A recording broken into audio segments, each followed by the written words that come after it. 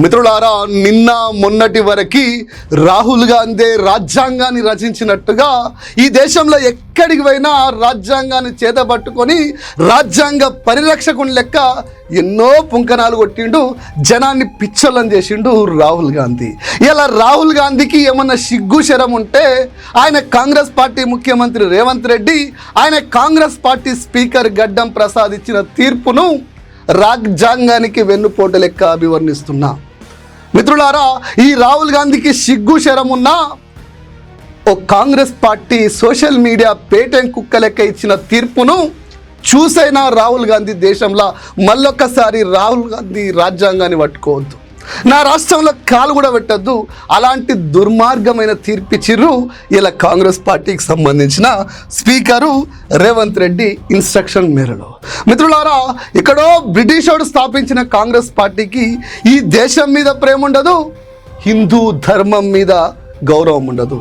అందుకేనేమో మిత్రులారా, రాముడి ఆనవాళ్ళు అడిగిన పార్టీ అది. కళ్ళ ముందు ఆధారాలు కనిపించినా ఈ గడ్డం ప్రసాద్ పార్టీ ఫిరాయించిన 5 ఎమ్మెల్యేలపై వేటు వేయడానికి నిరాకరించిండు. 5 ఎమ్మెల్యేల అనర్హత పిటిషన్ను కొట్టేసిండు. అయ్యా గడ్డం ప్రసాద్ గారు, నేను మిమ్మల్ని సూటిగా అడుగుతున్నా, నీ కాంగ్రెస్ పార్టీ అలా అధికారంలో ఉండొచ్చు, నువ్వు స్పీకర్గా ఉండొచ్చు, కానీ గుర్తుపెట్టుకో, నువ్వు చచ్చినా తెలంగాణ బిడ్డలు ఉన్నన్ని రోజులు నువ్వు స్పీకర్గా రాజ్యాంగానికి చేసినటువంటి ద్రోహాన్ని గుర్తుపెట్టుకుంటారు. మిత్రులారా, ఈయనకి అనర్హత కావలసినటువంటి వాళ్ళు కాంగ్రెస్ పార్టీలో జాయిన్ అయినట్టు ఆధారాలు కనిపిస్తలేవట స్పీకర్కి. ఇలా నవ్వచ్చు బిడ్డ, నువ్వు నీ తరాలు కూడా నువ్వు చేసిన పాపాన్ని గుర్తుపెట్టుకుంటాయన్న సంగతి మర్చిపోకు. ఇగో గడ్డం ప్రసాద్ గారు చూడుర్రి, కాంగ్రెస్ పార్టీ ముఖ్యమంత్రి కండువ కప్పిన ఆధారం, కాంగ్రెస్ పార్టీ ముఖ్యమంత్రి సమక్షంలో కండువలు కప్పి పార్టీలు మారిన ఆధారం, ప్రతి ఒక్కరూ వీలు దొరికినప్పుడల్లా సోషల్ మీడియాలో పోస్టులు పెట్టిన ఆధారాలు, ప్రతి సందర్భంలో కాంగ్రెస్ పార్టీ కోసం వాళ్ళు మాట్లాడిన సందర్భాలు, కాంగ్రెస్ పార్టీ మీటింగ్లో వాళ్ళు కలిసినటువంటి సందర్భాలు, మేము పార్టీ మారినామని వాళ్ళు మీడియా ముందు చెప్పిన సందర్భాలు, అన్ని ఆధారాలు కూడా నీకు లెక్కలోకి రాలేవు కదా. నువ్వు ఇలా రాజ్యాంగానికి తూట్లు పొడిచినావు కదా.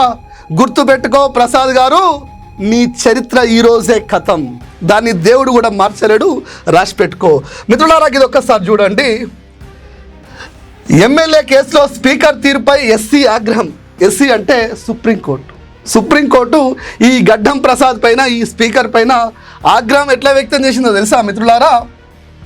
వారిపై నిర్ణయం తీసుకుంటారా, ధిక్కారాన్ని ఎదుర్కొంటారా, మీరే తెలుసుకోండి గవాయి.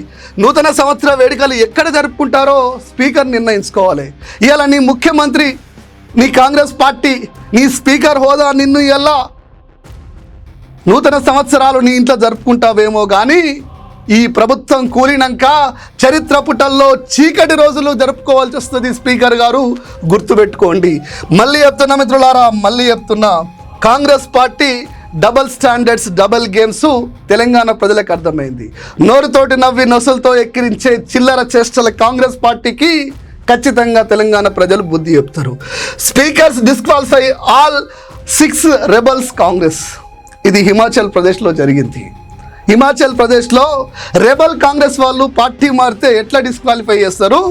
నా తెలంగాణలో మాత్రము పార్టీ మారినటువంటి బీఆర్ఎస్ పార్టీ ఎమ్మెల్యేలు ఎందుకు డిస్క్వాలిఫై చేయరు? ఇది చరిత్రలో లిఖించబడే రోజు.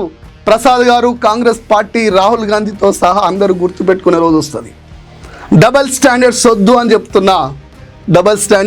అని చెప్తున్నా. ముకుల్ రాయ్ తీర్పును ఒక్కసారి గుర్తుపెట్టుకోండి. పశ్చిమ బెంగాల్లో ఏం జరిగిందో మళ్ళీ అదే జరగబోతుంది. సుప్రీంకోర్టు మీద నాకు గౌరవం ఉంది. ఖచ్చితంగా ముక్కు విండి ఈ పార్టీ మారిన దొంగలను నడి రోడ్డు మీద నిలబెట్టి అనర్హత వేసే రోజు వస్తుంది. ఆ రోజు ఈ రేవంత్ రెడ్డి, ఈ రాహుల్ గాంధీ, ఈ గడ్డం ప్రసాద్లు కాపాడలేరు, గుర్తుపెట్టుకోండి.